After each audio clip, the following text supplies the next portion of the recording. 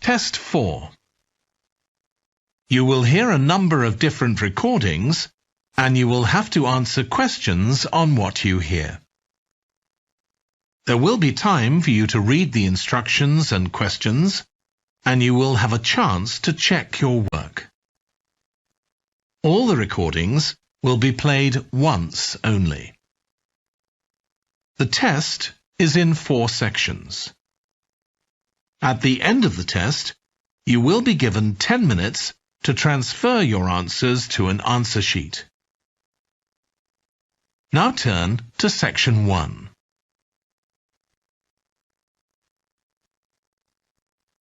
Section 1. You will hear a woman phoning a hotel about holding a party there. First, you have some time to look at questions 1 to 7.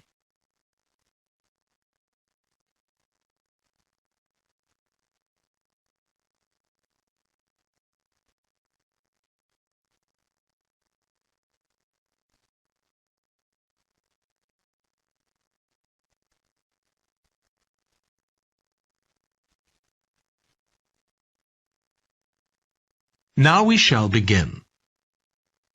You should answer the questions as you listen, because you will not hear the recording a second time. Listen carefully and answer questions 1 to 7. Good morning, Clare House Hotel. Andrew speaking. I'm the events manager. Good morning, Andrew. My name's Samantha. I'm arranging a party for my parents' 50th wedding anniversary, and I'm ringing to ask about hiring a room sometime next September.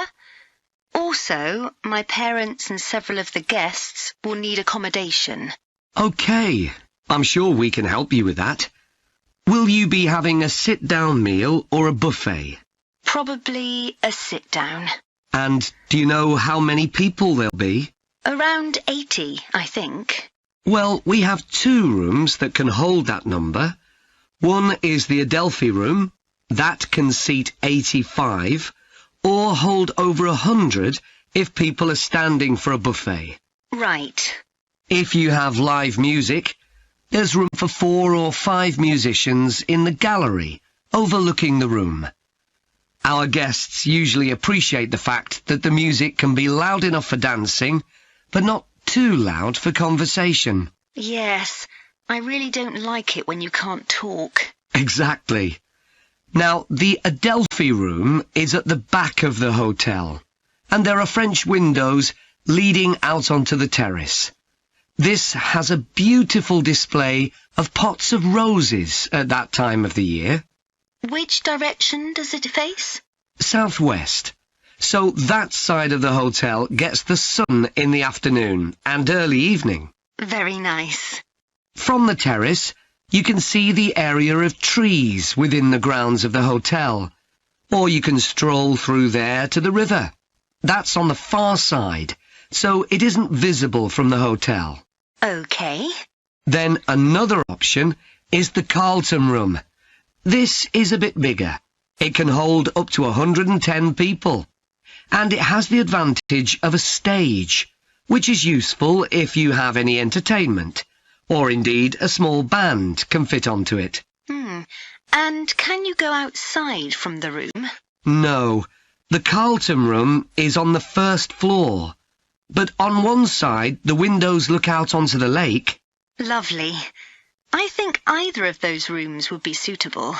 Can I tell you about some of the options we offer in addition? Please do. As well as a meal, you can have an MC, a master of ceremonies, who'll be with you throughout the party. What exactly is the MC's function?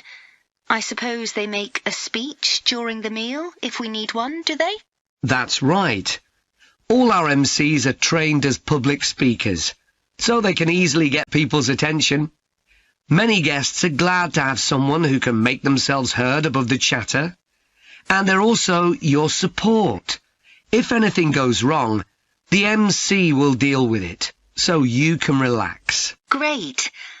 I'll need to ask you about food, but something else that's important is accommodation. You obviously have rooms in the hotel, but do you also have any other accommodation? Like cabins, for example? Yes, there are 5 in the grounds, all self-contained. They each sleep 2 to 4 people and have their own living room, bathroom and small kitchen. That sounds perfect for what we'll need. Before you hear the rest of the conversation, you have some time to look at questions 8 to 10.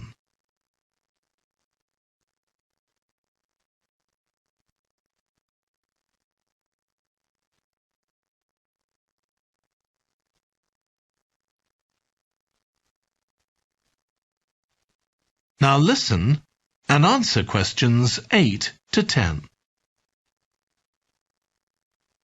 Now, you have various facilities, don't you?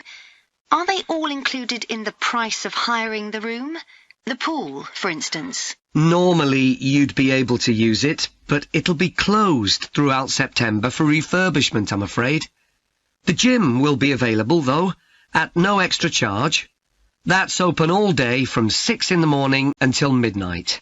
Right. And the tennis courts, but there is a small additional payment for those. We have 4 courts, and it's worth booking in advance, if you possibly can, as there can be quite a long waiting list for them. Right. Now, could we discuss the food? This would be dinner around 7 o'clock. That is the end of section 1. You now have half a minute to check your answers. Section 2. You will hear a holiday company representative talking to a group of tourists in a large hotel about things they can do during their holiday. First, you have some time to look at questions 11 to 16.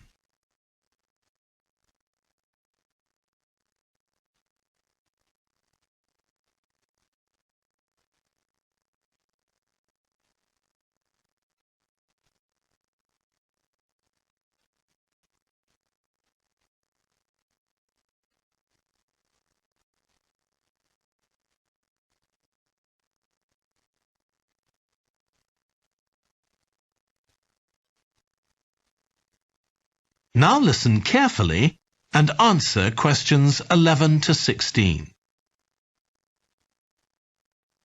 Hello everyone, I'm Jake Stevens and I'm your rep here at the hotel. I'm sure you'll all have a great time here. So, let me tell you a bit about what's on offer. I'll start by telling you about some of the excursions that are available for guests. One thing you have to do while you're here is go dolphin watching. On our boat trips, we pretty well guarantee you'll see dolphins. If you don't, you can repeat the trip free of charge. We organise daily trips for just €35. Unfortunately, there aren't any places left for this afternoon's trip, but come and see me to book for later in the week. If you're energetic, I'd recommend our forest walk. It's a guided walk of about 7 kilometres. There'll be a stop halfway, and you'll be provided with a drink and sandwiches. There's some fairly steep climbs up the hills, so you need to be reasonably fit for this one, with good shoes. Oh, and bring a waterproof in case it rains. It's just €25, all-inclusive, and it's every Wednesday. Then on Thursdays, we organise a cycle trip, which will give you all the fun of biking without the effort. We'll take you and your bike up to the top of Mount Lana and leave you to bike back.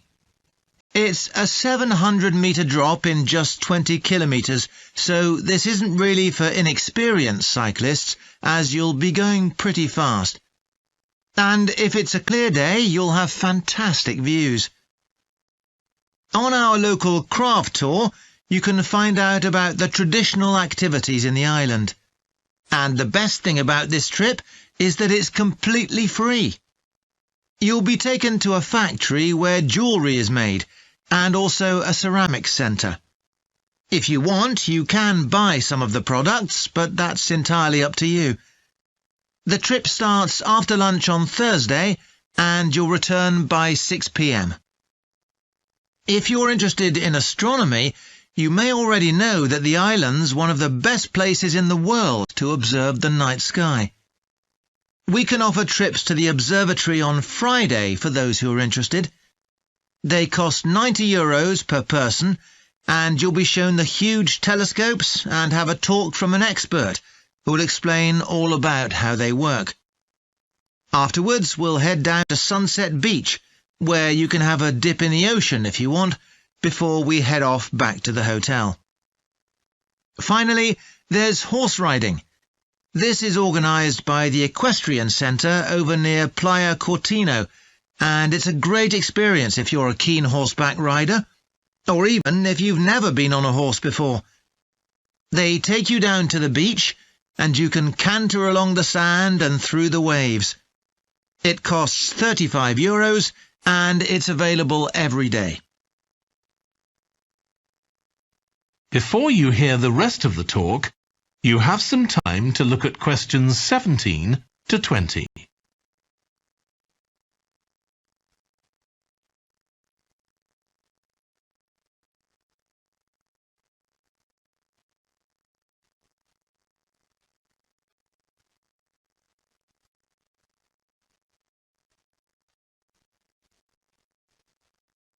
Now listen and answer questions 17 to 20. So, there's plenty to do in the daytime, but what about nightlife? Well, the number one attraction's called Musical Favourites. Guests enjoy a 3-course meal and unlimited free drinks, and watch a fantastic show, starting with musicals set in Paris, and then crossing the Atlantic to Las Vegas, and finally Copacabana. At the end, the cast members come down from the stage, still in their stunning costumes, and you'll have a chance to chat with them. It's hugely popular, so let me know now if you're interested, because it's no good leaving it until the last minute. It's on Friday night. Tickets are just €50 each, but for an extra €10, you can have a table right by the stage. If you'd like to go back in time, there's the Castle Feast on Saturday evening. It's held in a 12th century castle, and you eat in the great courtyard, with ladies in long gowns serving your food.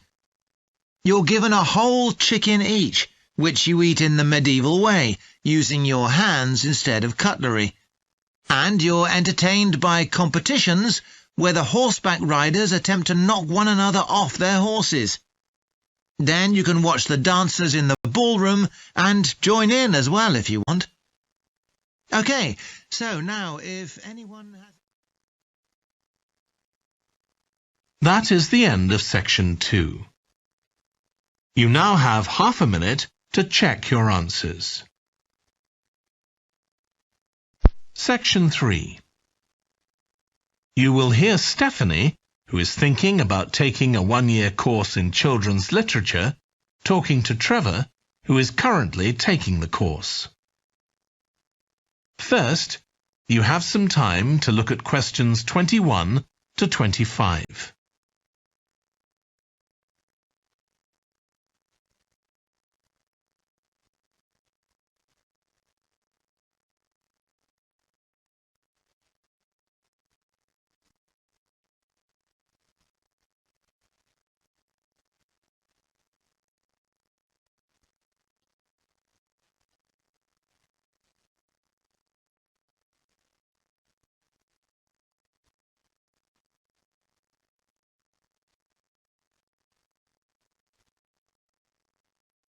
Now listen carefully and answer questions 21 to 25. Hello, Trevor. Hello, Stephanie.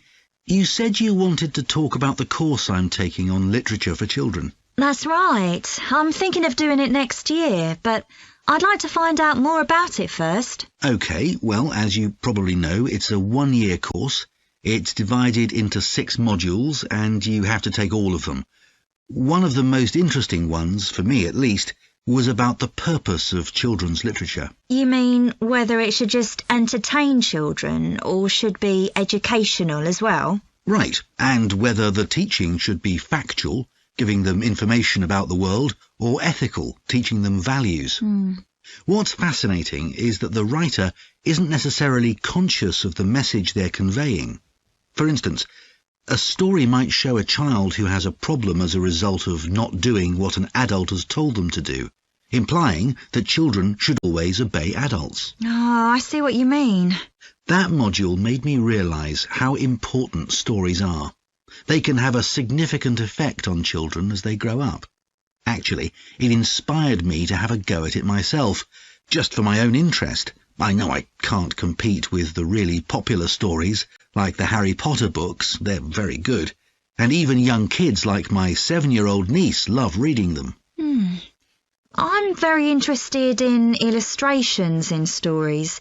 Is that covered in the course? Yes, there's a module on pictures and how they're sometimes central to the story. That's good. I remember some frightening ones I saw as a child, and I can still see them vividly in my mind years later. Pictures can be so powerful, just as powerful as words. I've always enjoyed drawing, so that's the field I want to go into when I finish the course. I bet that module will be really helpful. I'm sure it will. We also studied comics in that module, but I'm not convinced of their value, not compared with books. One of the great things about words is that you use your imagination, but with a comic you don't have to. But children are so used to visual input on TV, video games and so on. There are plenty of kids who wouldn't even try to read a book, so I think comics can serve a really useful purpose. You mean it's better to read a comic than not to read at all? Yes, I suppose you're right. I just think it's sad when children don't read books. What about books for girls and books for boys? Does the course go into that? Yes, there's a module on it. For years, lots of stories, in English at least, assumed that boys went out and did adventurous things, and girls stayed at home and played with dolls. I was amazed how many books were targeted at just one sex or the other. Of course, this reflects society as it is when the books are written. That's true. So it sounds as though you think it's a good course. Definitely. Before you hear the rest of the discussion, you have some time to look at questions 26 to 30.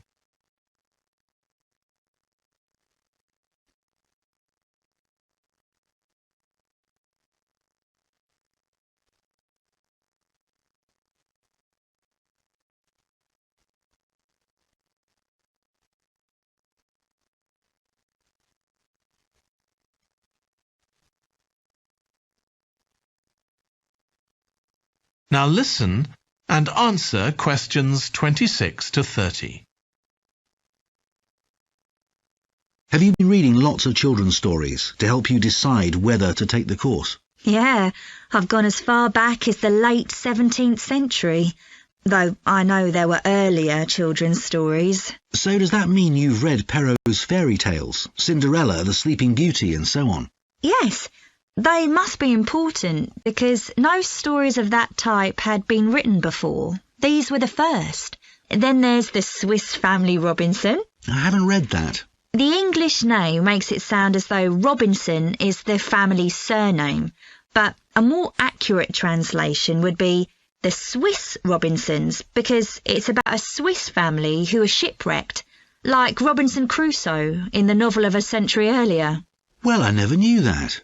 Have you read Hoffmann's The Nutcracker and the Mouse King? Wasn't that the basis for Tchaikovsky's ballet, The Nutcracker? That's right. It has some quite bizarre elements. I hope you've read Oscar Wilde's The Happy Prince. It's probably my favourite children's story of all time. Oh, mine too. And it's so surprising because Wilde is best known for his plays, and most of them are very witty. But The Happy Prince is really moving. I struggled with Tolkien's The Lord of the Rings. 3 long books and I gave up after 1. It's extremely popular, though. Yeah, but whereas something like The Happy Prince just carried me along with it, The Lord of the Rings took more effort than I was prepared to give it. I didn't find that. I love it. Another one I've read is Warhorse. Oh, yes, it's about the First World War, isn't it? Hardly what you'd expect for a children's story. Exactly, but it's been very successful. Have you read any... That is the end of section 3. You now have half a minute to check your answers. Now turn to section 4.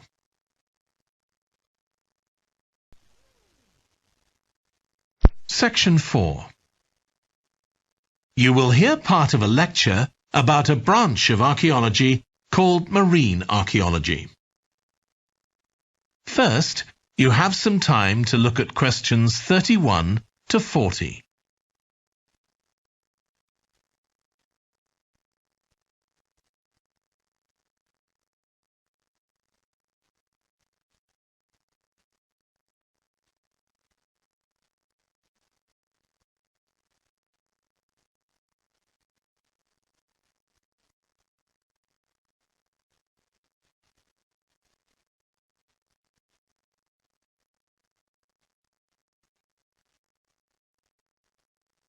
Now listen carefully and answer questions 31 to 40.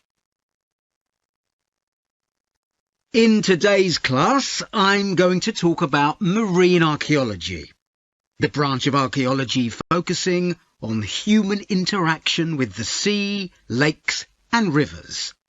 It's the study of ships, cargoes, shipping facilities and other physical remains. I'll give you an example, then go on to show how this type of research is being transformed by the use of the latest technology. Atlit Yam was a village on the coast of the eastern Mediterranean, which seems to have been thriving until around 7000 BC. The residents kept cattle, caught fish, and stored grain. They had wells for fresh water. Many of their houses were built around a courtyard and were constructed of stone. The village contained an impressive monument, 7 half-ton stones standing in a semicircle around a spring that might have been used for ceremonial purposes. Atlit Yam may have been destroyed swiftly by a tsunami, or climate change may have caused glaciers to melt and sea levels to rise, flooding the village gradually. Whatever the cause, it now lies 10 metres below the surface of the Mediterranean, buried under sand at the bottom of the sea. It's been described as the largest and best preserved prehistoric settlement ever found on the seabed. For marine archaeologists, Atlit Yam is a treasure trove. Research on the buildings, tools, and the human remains has revealed how the bustling village once functioned, and even what diseases some of its residents suffered from. But of course, this is only one small village, one window into a lost world. For a fuller picture, researchers need more sunken settlements, but the hard part is finding them.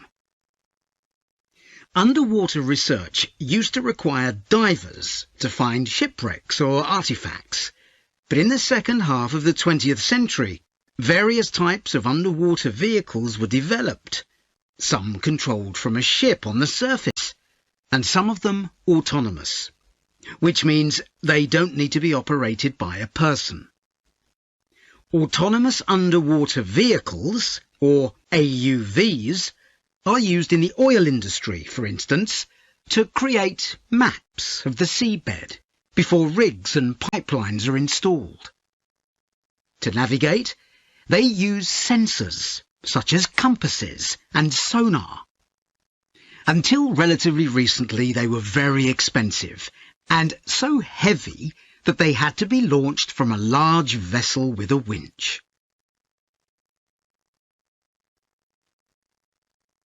But the latest AUVs are much easier to manoeuvre. They can be launched from the shore or a small ship, and they're much cheaper, which makes them more accessible to research teams. They are also very sophisticated. They can communicate with each other and, for example, work out the most efficient way to survey a site or to find particular objects on the seabed. Field tests show the approach can work. For example, in a trial in 2015, 3 AUVs searched for wrecks at Marzimmemi, off the coast of Sicily. The site is the final resting place of an ancient Roman ship, which sank in the 6th century AD, while ferrying prefabricated marble elements for the construction of an early church. The AUVs mapped the area in detail, finding other ships carrying columns of the same material. Creating an internet in the sea for AUVs to communicate is no easy matter. Wi-Fi networks on land use electromagnetic waves, but in water these will only travel a few centimetres. Instead, a more complex mix of technologies is required. For short distances, AUVs can share data using light, while acoustic waves are used to communicate over long distances. But more creative solutions are also being developed, where an AUV working on the seabed offloads data to a second AUV, which then surfaces and beams the data home to the research team using a satellite. There's also a system that enables AUVs to share information from seabed scans and other data.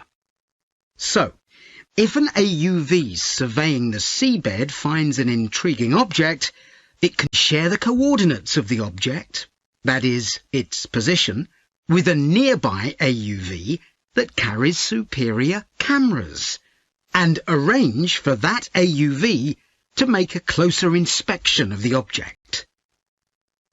Marine archaeologists are excited about the huge potential of these AUVs for their discipline. One site where they're going to be deployed is the Gulf of Baratti off the Italian coast. In 1974, a 2,000-year-old Roman vessel was discovered here in 18 metres of water. When it sank, it was carrying medical goods in wooden or tin receptacles. Its cargo gives us insight into the treatments available all those years ago, including tablets that are thought to have been dissolved to form a cleansing liquid for the eyes. Other Roman ships went down nearby, taking their cargoes with them. Some held huge pots made of terracotta. Some were used for transporting cargoes of olive oil, and others held wine. In many cases, it's only these containers that remain, while the wooden ships have been buried under silt on the seabed. Another project that's about to be... That is the end of section 4. You now have half a minute to check your answers.